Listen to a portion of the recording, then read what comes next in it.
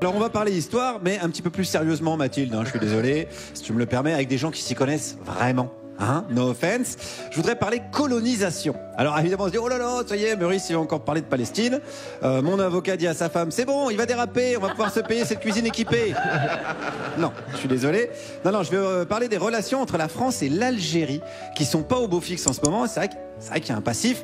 Moi je suis pas spécialiste, mais je me disais, on les a colonisés, pour se venger, ils nous ont envoyé Faudel, un partout, on est quitte. Eh ben non, parce que la crise gronde, et pour bien analyser ça, j'avais envie de convier les meilleurs spécialistes. Alors on commence avec l'historienne Elisabeth Lévy. Pourquoi, au moment où les Algériens piétinent les accords d'Évian? Alors, pas Évian, Évian. Mais bon, Évian, c'est de la flotte. Donc, Elisabeth Lévy, pas l'habitude. Son corps a fait un refus d'obstacle, vous savez, comme au cheval. Alors, accord d'Évian, 1962, fin de la colonisation, mais...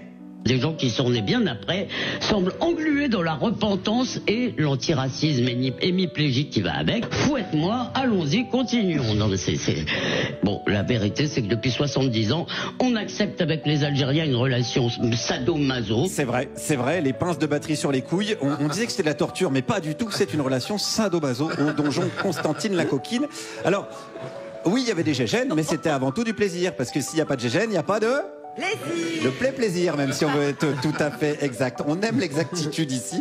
C'est notre point commun avec Bruno Retailleau qui parle de l'Algérie française. Parce que la colonisation, c'est bien entendu des heures qui ont été noires, mais c'est aussi des heures qui ont été belles, avec des mains tendues, etc. Oula, alors attention sur les mains tendues, attention en ce moment.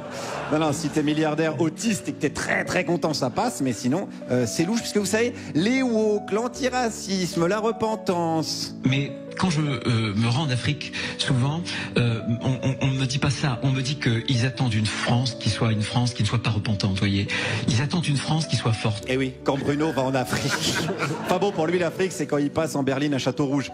Bon, c'est vrai que son chauffeur lui dit on veut une France forte, on veut Le Pen. Voilà. Et ça tombe bien, Le Pen était sur LCI pour parler de l'Algérie et de la colonisation, et ça va peut-être vous surprendre ça. Moi je peux comprendre que des peuples souhaitent obtenir l'indépendance, je peux l'entendre. Mais... Aïe.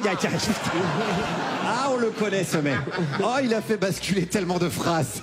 Bien sûr, je vais arrêter de ronchonner et de me faire des teintures violettes à mes cheveux, mais par Pierre-Emmanuel Barré. Bien sûr, je vais m'occuper des gosses, mais... Pierre-Emmanuel Barré aussi.